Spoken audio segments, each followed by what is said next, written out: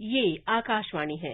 प्रस्तुत है कार्यक्रम सुर्खियों में। इसके अंतर्गत आज सुनिए कोरोना वायरस संक्रमण पर लेडी हार्डिंग मेडिकल कॉलेज के न्यूरोलॉजिस्ट डॉक्टर राजेंद्र के धमीजा से आकाशवाणी संवाददाता नवीन सक्सेना की बातचीत। डॉक्टर धमीजा, देश में स्थिति जो है अब काफी भयावह होती जा रही है और अब डर भी लग रहा है और जो केसेस आ रहे हैं उनमें बच्चे भी अब जो है संक्रमित होते नजर आ रहे हैं। ऐसे में अब हमें क्या करना होगा? ये बहुत ही चैलेंजिंग टाइम है और स्थिति बड़ी गंभीर है, लेकिन हम साइंस के माध्यम से आगे बढ़ेंगे और मुझे उम्मीद है कि हम जो है इस पैंडेमिक पर विजय पाएंगे। आज हम जिस स्थिति में पहुंचे हैं, अगर हम उस स्थिति को एनालाइज करें तो उसके 3 मुख्य कारण मुझे समझ में आते हैं। एक तो ये है कि लोगों का बिहेवियर जो है वो चेंज हुआ है, दूसरी जो वजह है वो वायरस का बिहेवियर भी चेंज हुआ है, और तीसरा जो सिस्टम में जो अनलॉकिंग के बाद, जो सितंबर के बाद लोगों को आजादी मिली, तो उसमें लोगों का जो बिहेवियर था, जो lack of Covid appropriate behaviour, वो बढ़ गया। तो वायरस की जो न्यू केसेज की संख्या है वो भी बढ़ी। तो ये जो तीनों कारण हैं वो तीनों ही बड़े इंपॉर्टेंट हैं, और अगर हम तीनों को एक एक करके अलग से एनालाइज करें तो इसकी इम्प्लीकेशंस क्या है। एक तो ये है कि अगर जिस तेजी से अनप्रेसिडेंटेड जो इंक्रीज हो रहा है संख्या में और नए केसेज में, चाहे वो पॉजिटिविटी रेट हो 30% दिल्ली में या 25,000 केसेज हो, जो कि हर घंटे में 1,000 केसेज जो नए आ रहे हैं, तो ऐसे इस स्थिति से अगर इसी गति से हम आगे बढ़े तो हमारा हेल्थ स्ट्रक्चर जो है वो बड़ा स्ट्रेन में आएगा, और बड़ा स्ट्रेन में अभी भी शुरुआती लग रहा है, तो उसके लिए दिक्कत हो सकती है। और दूसरी बड़ी बात ये भी है कि अगर इस स्थिति से हम ऐसे ही गति से चलते रहे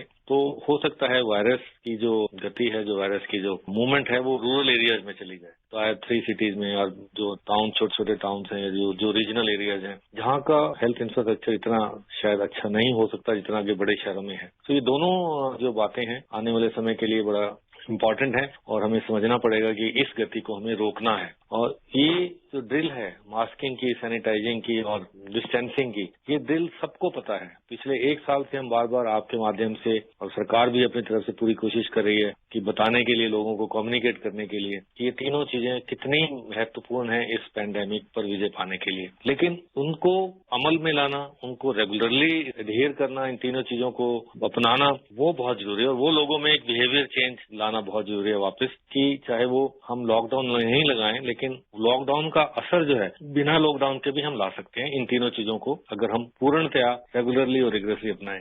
आपने सुना होगा कि नए वेरिएंट्स आए हैं, इंडिया में भी डबल म्यूटेंट करके वेरिएंट की चर्चा चल रही है, जो अभी कंफर्म नहीं है, जिसको हम वेरिएंट्स ऑफ इंटरेस्ट बोलते हैं, और वेरिएंट ऑफ कंसर्न्स भी हैं, जो यूके का, ब्राजील का और साउथ अफ्रीका का है। तो जो यूके कॉग जीनोमिक्स की जो कंसोर्शियम है, वो सभी आरटीपीसीआर टेस्ट का 10% जो है जीनोमिक सीक्वेंस करती है।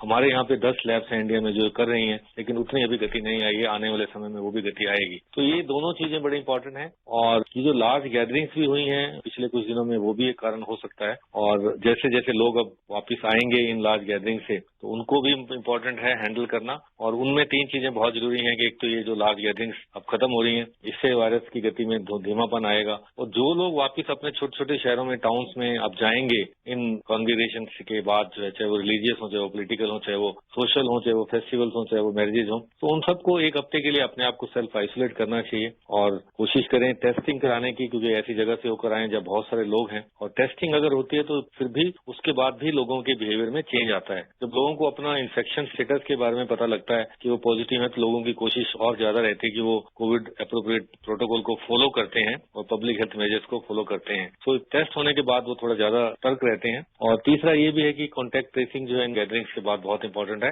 और हम बैकवर्ड कॉन्टैक्ट ट्रेसिंग की बात करते हैं कि जहां से आप होकर आए हैं वहां पे कॉन्टैक्ट ट्रेसिंग की, वहां से लोग कहाँ कहाँ गए हैं और कहाँ कहाँ पे वो पहुंचे हैं और कहाँ कहाँ वायरस जा सकता है। इसके अलावा जो लास्टली जो अंत में मैं एक और चीज कहना चाहता हूँ कि अब इस सेकेंड वेव में क्या फर्क है फर्स्ट वेव से। एक आपने जिक्र किया कि इसमें बच्चे जो है वो भी इन्फेक्ट हो रहे हैं, बिल्कुल सही बात है। पहली वेव में बहुत सारे लोग जो अपने आप को बचा पाए आइसोलेट करके या कोविड अप्रोप्रिएट बिहेवियर करके और लॉकडाउन की वजह से, जो वो लोग बच गए और अब वो लोग वैक्सीनेशन के दायरे में अभी नहीं है, उन लोगों को सबसे ज्यादा खतरा है। और उनमें ये यंग अडल्ट और चिल्ड्रन भी आते हैं। और इसलिए हम देख रहे हैं कि ये लोग भी अब इस वायरस का शिकार हो रहे हैं। और इसका एक ही तरीका है मास्क, और मास्क पहनना बहुत ही आवश्यक है। मास्क को ठीक से पहनना बहुत आवश्यक है और जब भी आप घर से बाहर निकलें बिना मास्क के नहीं निकलना है। कुछ भी किसी भी हालत में लोगों से कोशिश करें ना मिलने की, जितना कम से कम जो है क्राउड बनने की कोशिश करें या बाहर निकलें और हमेशा से अपने हाथ और चेहरे की जो है सैनिटाइजेशन या हाइजीन बनाकर रखें। वैक्सीन आ गई है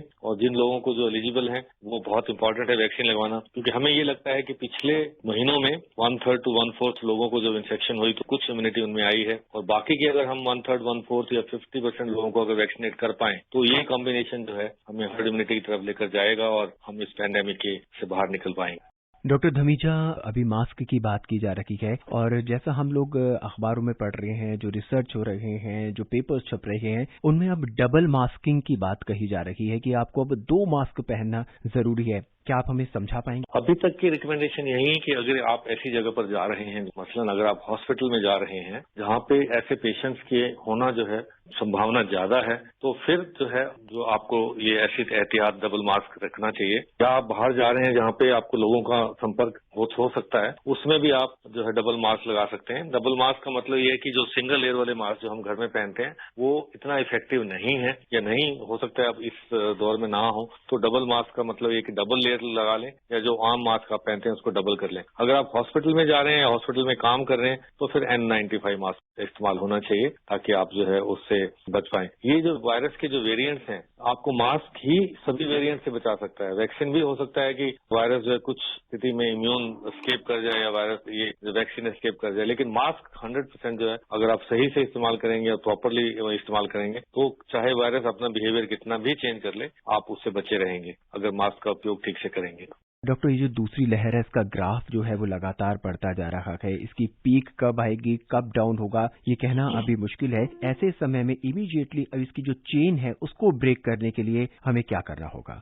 जिस हिसाब से नंबर बढ़ रहे हैं, आज 2,70,000 या 2,60,000 की आपने बात की, तो आने वाले 2 हफ्ते से 3 हफ्ते के बीच में ये नंबर अगर ऐसे ही बढ़ते रहे और आज के जो नंबर्स हैं तो ना केवल ये नंबर बढ़ेंगे तो हेल्थ केयर जो हमारा इंफ्रास्ट्रक्चर है उस पर स्ट्रेन आएगा, चाहे वो बेड्स की कमी हो, चाहे वो दवाइयों की कमी हो, चाहे वो स्टाफ की कमी हो। 1% अगर आप इनकी सीरियसनेस देखें, मोर्टेलिटी देखें या आईसीयू एडमिशन देखें तो भी 3,000 के आसपास जाके बनता है। तो 3,000 अगर मोर्टेलिटी रहती है या डेथ रहती है अगले 4 हफ्ते के बाद तो भी बहुत बड़ी संख्या है। उनको बचाना भी बहुत इंपॉर्टेंट है। इसके साथ साथ इन नंबर्स को कम करना बहुत इंपॉर्टेंट है ताकि जो 1% 3,000 बनता है ये भी कम हो। और वो ब्रेक करने के लिए हमारे पास ड्रिल्स जो हैं वो सबको पता है, यही ड्रिल्स हैं जो पब्लिक हेल्थ मेजर्स हैं जो हम बार बार स्ट्रेस देकर बोल रहे हैं कि मास्क पहनिए, मास्क पहनिए, मास्क पहनिए और जब भी आपका नंबर आए वैक्सीन लगाइए। यही जो वायरस की जो ट्रांसमिशन की चेन है इसी से ब्रेक होगी। डॉक्टर, इस समय कोरोना के जो RT-PCR टेस्ट हो रहा है उसमें कई बार ऐसा हो रहा है कि लक्षण सभी होते हैं लेकिन RT-PCR की जो रिपोर्ट है वो नेगेटिव आ जाती है। ऐसे में हमें और कौन कौन से टेस्ट कराने की जरूरत पड़ेगी? कोविड-19 की डायग्नोसिस जो है वो सिर्फ RT-PCR नहीं है। अगर पेशेंट्स को हम देखते हैं कि सिम्टम्स जो हैं, अगर कोविड के टिपिकल सिम्टम्स हैं तो हम उसको RT-PCR टेस्ट के लिए भेजते हैं और अगर टेस्ट पॉजिटिव आता है तो उस हिसाब से उसकी मैनेजमेंट की जाती है, डिपेंडिंग अपॉन कि वो उसको कितनी सीवियरिटी है, ऑक्सीजन लेवल्स क्या हैं और होम आइसोलेशन है, या अगर 10% लोगों में अगर गंभीर बीमारी होती है तो हॉस्पिटल के लिए। लेकिन अगर उनका टेस्ट नेगेटिव है और सिम्टम्स बिल्कुल लगते हैं कोविड-19 के तो हम फिर अंडर ऑब्जर्वेशन रखते हैं और अगर ऑक्सीजन की मात्रा भी अगर फ्लक्चुएट करती है, कम होती है तो फिर हम CT स्कैन, चेस्ट या ऐसी इन्वेस्टिगेशन के लिए बोलते हैं जिससे ये कंफर्म हो कि ये क्या कोविड है या नहीं है। अगर आपको लगता है कि ये कोविड होने के चांसेस बहुत ज्यादा हैं और ऑक्सीजन लेवल फ्लक्चुएट कर रहा है तो फिर आगे एक्सरे, चेस्ट या CT स्कैन करवा सकते हैं और इन्फ्लेमेटरी मार्कर्स भी करवा सकते हैं। अब आप हमारे लिसनर्स को, हमारे श्रोताओं को क्या संदेश, क्या राय देना चाहेंगे कि वो कम से कम संक्रमित हों? कोविड-19 की सेकेंड लेयर की गति बहुत तेज है, हमें और भी सावधानी रखने की जरूरत है और वही 3 बेसिक ड्रिल्स जो हैं वो तीनों को हमने रेगुलरली अपनाना है, रिगरसली अपनाना है, बाहर नहीं निकलना है जब तक बहुत आवश्यक ना हो और जब भी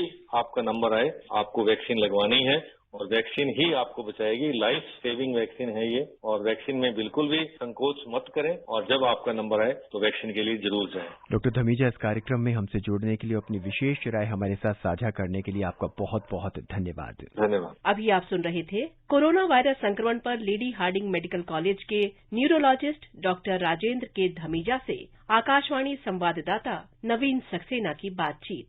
ये कार्यक्रम आकाशवाणी के समाचार सेवा प्रभाग द्वारा प्रस्तुत किया गया। इसे आप हमारे mobile app news on AIR पर भी सुन सकते हैं। इस कार्यक्रम के संबंध में अपनी प्रतिक्रिया आप हमें ईमेल कर सकते हैं। पता है airnsdtalks@gmail.com। ये कार्यक्रम फिर से सुनने के लिए लॉग ऑन करें हमारी वेबसाइट newsonair.com।